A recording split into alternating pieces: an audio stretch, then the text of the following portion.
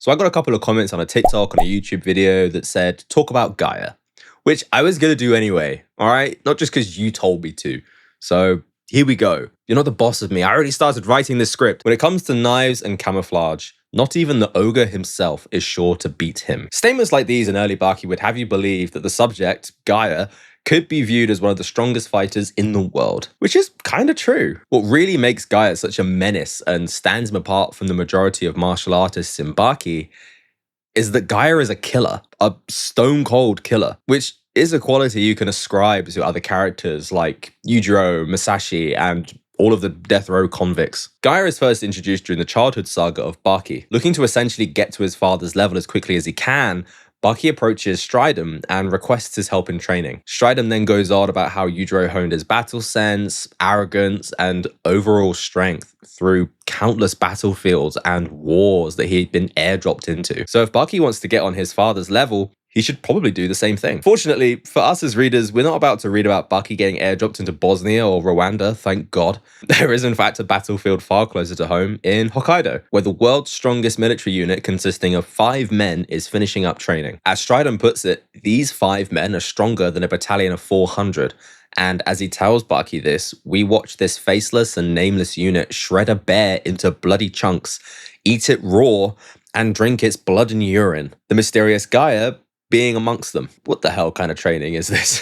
So with Baki getting ready to take a crash course in guerrilla warfare, and with his fight with Yujiro only 1 month away, the stage is set for his battle against Gaia and his soldiers. And I'm specifically using the term battle because this is far from a normal fight. Up until now, Baki has faced other fighters, sure, but mostly in a series of one-on-ones. Yuri, Hanayama, and even the Yasha Apes were all fights that were entered into honestly, and Baki makes the mistake of assuming that this next battle would be just like that. Instead, upon touching down in the Hokkaido forest, he's ambushed, beaten, tied up, and almost immediately killed by Gaia and his unit. Instead of being killed, however, Baki is left tied to a tree so that he can shit and piss himself until there's nothing left, upon which point he'll be killed and eaten, so as not to spoil the meat. And yeah, you heard me. Gaia and his unit intend to eat Baki. That's just Gaia for you. However, it's beyond important to note that as of this moment, neither we nor Baki that know that this guy here is Gaia. In fact, Stridum doesn't even know Gaia is here until someone tells him, at which point he has this, oh shit, what have I done look on his face. So let's talk about Gaia, or should I say Nomura. Nomura was a mercenary who spent some time in Uganda fighting against the Idi Amin regime, and during this time, he grew to love killing. Being able to use the skills he'd collected and use them on soldiers was a rush, until he was caught and put against the firing squad. Upon sensing his own death, Nomura psychologically broke due to the extreme stress and adrenaline pumping through his body and developed the Gaia personality. With this new personality, Gaia is able to manipulate the adrenaline in his body, granting him extreme strength and ridiculously powerful sensory abilities, to the point that he can sense all killing intent. This execution was interrupted by Nomura's allies who rescued him, and Gaia was effectively born and immediately set free into the world. Hence the baldness. The stress of nearly being executed made him bald, but he was also reborn, so he's bald like a baby. That's symbolism or something. So now whenever Nomura, the medic, experiences high adrenaline, Gaia emerges and takes control. Now, I really want to cover all the crazy fights Baki has against this military unit, but then this will just become a recap video, and I'd like to avoid doing that, so I will say that you should go and read the childhood arc. I'm not joking, like I wrote 4 pages just about how Baki fights all these soldiers when I realized this was a Gaia video and it was just completely pointless.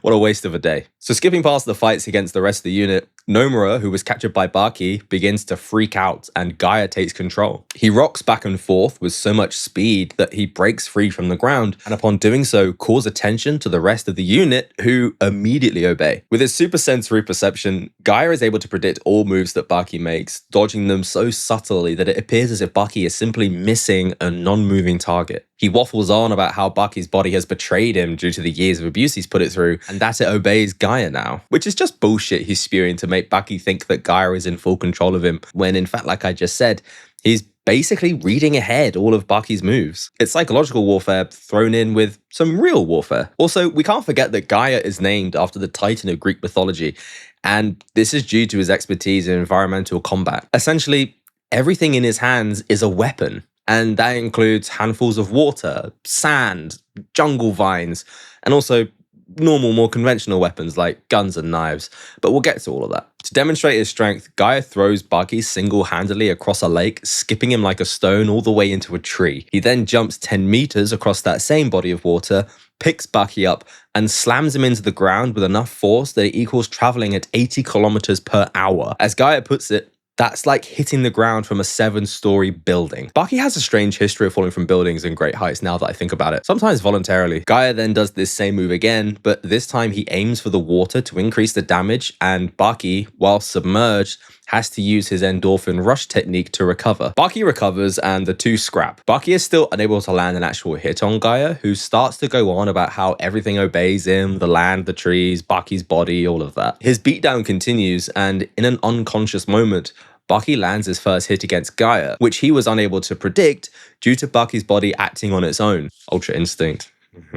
Gaia is completely rattled by this and goes back on the offensive, but he too also recovers and comes up with a new strategy of beating Baki to death without rendering him unconscious first, so as to prevent his body from acting on its own. It's some pretty impressive and brutal strategizing, but it's too late. Baki has kicked it up to a new gear and is now forcing Gaia to dodge and deflect attacks more visibly due to his increased speed. Gaia uses his ultimate technique, which reminded me of one of Retsu's. You should watch my 2 Retsu videos after this one, whereby he inflates his lungs to maximum capacity and shouts so loud that it discombobulates everyone that's unable to protect themselves from it. It shakes trees, ripples water, and later in the series we see it shatter glass. It's one of the most legitimately superhuman feats throughout the entire series, and we've not even seen Yujiro punch an earthquake yet, but that is a term that is used to describe Gaia frequently. He is superhuman, and we're meant to believe that he's as strong as Yujiro.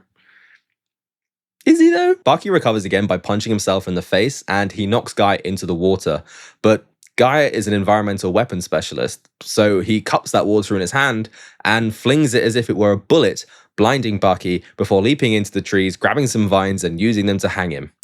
Which he does. To death. Baki dies. I'm not kidding. Gaia kills Baki. It's only through some ghostly force of will shenanigans that allows Baki to come back from death, escape the noose, and break Gaia's arm by tensing his core muscles at the point of impact from a punch. And just to acknowledge that Baki had an out-of-body experience as a ghost and just went back into his body out of sheer force of will. Anyone that believes Baki got ridiculous later on in the series, I don't think you quite understand how ridiculous it already was to start with. I mean, I've talked about it so much, but Baki can just imagine things so strongly that they appear in real life. Something that Musashi does as well. This world isn't based in reality. I always see people be like, oh, Baki's one of those sort of realistic fighting animes. It's not. It never has been. Never will be. I'm waiting for aliens to invade. That's my prediction at where Baki has to go at some point. We have to have space aliens versus the underground arena. It's what I want. I'm manifesting it. Anyway, Gaia then goes on to lose this fight after Baki knocks him out by holding his fingers next to his carotid arteries. Upon waking, he accepts defeat, and Baki has made some seriously strange friends who yesterday were ready to kill and eat him. Takes all sorts, I guess. I mean, I'd rather be friends than enemies with these guys, that's for sure. So yeah, Baki defeated Gaia, the man as strong or nearly as strong as Yujiro Hanma himself. Except he isn't. And despite other people telling Baki that he is, Yujiro says it best. You don't seriously buy into that crap, do you? Because even I did for a hot minute there. Itagaki is explicitly telling us, the reader, endlessly that Gaia is Yujiro level and that he'd struggle to beat Gaia and he's superhuman. That last bit's true. Gaia is definitely a superhuman. But Yujiro is like a superhuman. He's gone even further beyond. But how do we know that Yujiro isn't just chatting breeze? Well, that's because next arc, as a warm-up to his fight with Baki, Yujiro beats the crap out of Gaia and has him kneeling in submission before him for all to see. That's pretty definitive. It's also how I prove my haters wrong too. But yeah, Itagaki set Gaia up. It was clearly very, very calculated. The objective being that we, the reader, were truly meant to believe that having defeated Gaia meant Baki had an actual shot of defeating his father, which was obviously an absolute lie. After this very specific humiliation, Gaia makes very rare appearances throughout the rest of Baki, which is a shame, but it's also accurate to his character. Gaia belongs on a battlefield. There would be no reason for him to become a frequent underground arena fighter or to take part in the maximum tournament. He belongs on a real battlefield where he can fight and kill to his little bald heart's desire. And in fact, his return to the series is so random that you just sort of have to roll with it. In the fight between Jack Hanma and Sikorsky in the underground arena, Jack basically says he's had enough as he's dominating Sikorsky so completely. He walks out of the arena and on his way, he tags in Gaia to finish the fight for him. Why? Why would Jack do that? And why is Gaia just hanging around? I really spent a lot of time trying to reason why this was the case, but ultimately, this is Baki.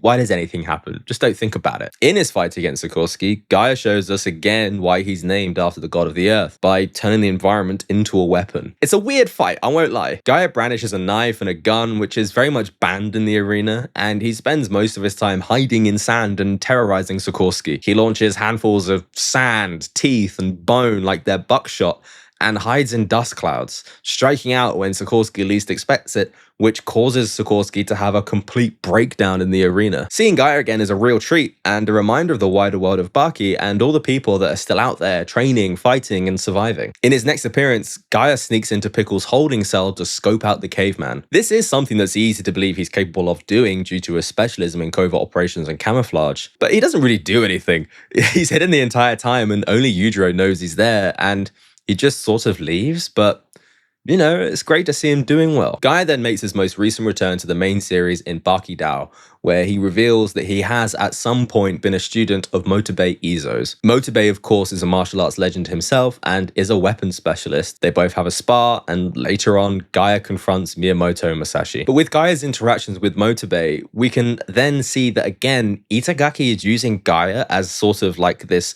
what's the word? I guess tool? He's using Gaia as a tool for the audience to show deference and respect to another character. You know, before he used Gaia to be like, oh, this is Yujiro's level, and if you can beat Gaia, you can beat Yujiro, which is a lie. And now he turns Gaia into a student of Motobei's. He's basically in awe of Motobei, his master, and it's kind of weird. Also, Motobei defeats Gaia very quickly in like unarmed versus armed combat. It's impressive as hell, even if it is a little bit weird that Gaia got defeated so easily, but hey ho. Baki. From a narrative perspective, Gaia is used to assess Masashi's on his abilities as a soldier and killer. Everyone up to this point has had some sort of impression of Masashi upon meeting him, and Gaia is used for the same reason. Gaia perceives the aura of a man who's seen real combat and death, far surpassing that of generals he's met in person in the modern age. Masashi then bifurcates Gaia with his bloodlust cutting technique and leaves him conceding defeat before a fight even actually begins. Gaia accepts that the summit of his battle experience is too high for him to even see. Later, Gaia is witness to Masashi's fight against Pickle and his ultimate defeat at the hands of Motobei, which is the scrappiest fight in all of Baki, baby. So despite Gaia's overhyped initial appearance in Baki, I don't want to do him a disservice and call him overrated or a jobber. I think that he holds the status of being one of the more unique characters in Baki. Not only due to his borderline personality disorder, but also due to his status as a soldier. If you were to put me in the ring and said I had to choose to fight against Baki, Katsumi, Retsu, Orochi, Gaia, and whoever, I would choose to not fight Gaia almost every single time, because he would kill me without hesitation and without mercy, and maybe even eat me. At least the others are likely to just pity me and knock me out, or do that thing where they hold your head as you swing wildly at them like a child. Not Gaia though. He'd crawl up my ass and burst out my mouth. That's a wild sentence. And of course, I'd choose to fight Retsu because he's dead. There we go. Easy win. I'd still lose. I should really do a Baki power scale video, but that's for another day. What I will say is that Gaia is easily top of A tier, maybe lower S as a fighter. And that doesn't really mean much, I suppose, when you don't know who's on my list. But to be honest, I don't even know who's on my list, really. And yeah, I haven't read the Gaia and Sikorsky spin-off manga yet. I'm in my spin-off era. I'll get there, I promise. And this is not me setting up for a part 2. It really isn't. I'm not doing a part 2. Okay, so I did read it, and I read it on the train because I had a bunch of time and I just thought, might as well. There's only like 20 chapters at the moment anyway. I like it. I quite like my Baki Slice of Life stuff. It's weird, if you take Baki Slice of Life and put it in the main series, I kind of don't fuck with it. But if you take it and you put it into its own spin-off, I quite enjoy just reading about what people are doing day to day. It's kind of fun. Galen is back. I thought Galen was dead. I thought Sikorsky killed Galen. So that's cool. I love that Sikorsky doesn't know that Nomura and Gaia are the same person, you know, split personalities, and he thinks that Nomura is just like a body double. Really funny. And it's kind of just like a sweet manga. You have to remember that Gaia and Sikorsky are both just absolute killers, and it's just kind of funny seeing them interact day to day. There's not really enough there for me to do like a proper review, but I've read it. I liked it. Back to the video. That was so cringe. So yeah, Gaia's a killer. He's overpowered as hell. He's not as strong as Yujiro, and he never was. And that's the video, I guess. Itagaki just uses Gaia as a stalking horse. That's it. He's still cool and overpowered as hell, though. Anyway, say hi to your mum and dad from me. And peace. Bless me. Someone said they didn't like it when I burped on camera. Now I'm sneezing.